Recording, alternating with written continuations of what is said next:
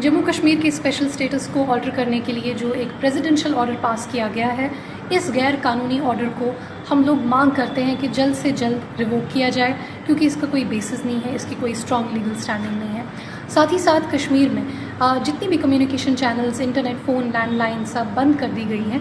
हम लोग मांग करते हैं, हम लोग डिमांड करते हैं गवर्नमेंट से कि जल्द से जल्द कश्मीर की सभी कम्युनिकेशन चैनल्स को ओपन किया जाए। लोगों को बहुत तरह की मुश्किलात फेस करनी पड़ रही हैं।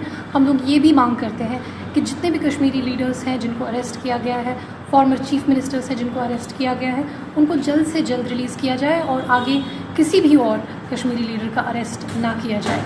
हम लोग अपील करते हैं इंडियन सिविल सोसाइटी से कि कल यानी 7 अगस्त को जो एक मार्च बुलाया गया है मंडी हाउस से जंतर मंतर, इस कश्मीर सॉलिडारिटी मार्च में आप सब लोग हिस्सा लें और अपने कश्मीरी भाई बहनों के साथ शाना बशाना खड़े रहें।